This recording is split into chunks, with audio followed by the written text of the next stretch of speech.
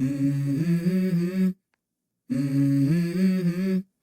Mm-hmm. Surprise, traders, Let's go. family. Very quick, very I quick. wake up Pay to a little attention, bit of subscribe, drool on my like, do pillow, all the feel like it's things. gonna be I just want to give you guys a technical update on ticker symbol NEO while I can before I have to go. But looking at the stock here, you're actually seeing a pretty nice green day, up 4.7%. I'm going to give you the reasons to be bullish and excited and the reasons to doubt and just hesitation, right? The first reason to be excited. You look at this falling wedge in the daily time frame on the R side, you can see a break of your 1, 2, 3 on the fourth tap or fifth, depending on how you draw it, right? You could totally draw it like that. You're seeing a breakout of this RSI falling wedge. Now, typically, when that happens, traders, when you see this falling wedge daily on the RSI occur and you see a breakout of that, usually you see a nice pop in volume. So that's what I'm watching for in the short-term time frame. I'm watching for a nice pop in volume because not only did you get this, traders, off of a break above the RSI band on the daily, you also retested it, and now you're seeing a more prevalent and important break of this structure on the relative strength index. So fascinating to see. You haven't seen any volume, and you're still beneath this uptrending previous support that you've been trading underneath for about a week or so now, maybe two, trading below it and trying to get back above it, right?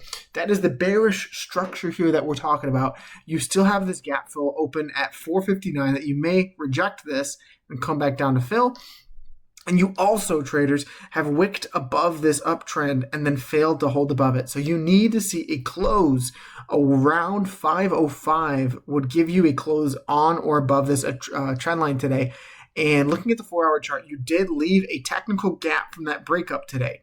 That is kind of giving me a little bit of bias as you see the multiple wicks above and closes beneath, that this uptrend is too strong of resistance and you may fail to hold, swing back and retest this new uptrend that you've made on the local time frame, right? As you continue to kind of forge your way here, and this will either turn into a beautiful break back into previous support, or this will be a rejection and a bear flag further down. So I want to give you guys that technical update on NEO stock. You're in a little bit of a bear flag, but you could break out from here given the technical setup on the RSI. Looking at IWM, we covered this thing saying that you close a penny beneath the 9-day. You're seeing a nice bounce off of that today and kind of swinging back to NEO on Webull. You're closing above the 9-day EMA as well. So that is a good sign for the short-term time frame. On the weekly time frame, let's take a little peeky weeky. This is actually kind of exciting, right? So on the weekly time frame, you see a very clear double bottom structure here playing out.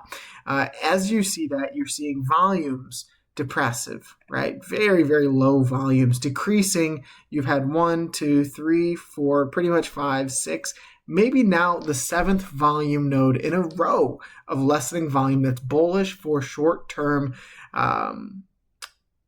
explosive moves, right? When you see this coil expanding, eventually it's going to snap and you're going to see the stock decide big move down or big move up, right? On the weekly time frame, you also have the weekly MACD traders, and this is always exciting for me watching as it's probably one of my favorite indicators in the entire market.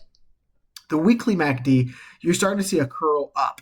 And this is the first, usually, right, the first promising piece of a bottom that we have, right? Looking at the previous bottom, you saw these red bars. As soon as you see one tick in the other direction, oftentimes that's a sign that you're forming a bottom, right? And you've seen one tick in the other direction. So even if you come up here to 520, 560, whatever it is, and then establish a lower to or equal high, right? Maybe it's along this 459 territory, and then you kind of chop until you break this downsloping pressure, which I assume, right, not financial advice, I'm not a financial advisor, would happen somewhere along August time after earnings.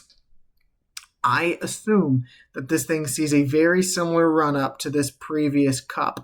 And when that happens, traders, we've said it here before, you buy things when they are cheap and you sell them when they are expensive. This is, in my opinion, right, I love this stock. I love the value for what you're getting here on this double bottom, and I love the more you zoom out, the more you see a bullish bottoming structure, this shoulder, head, right shoulder. So all that to say, traders, in the short term, very bullish. In the long term, very bullish. As always, traders, God bless you and your families. And remember, the best is yet to come.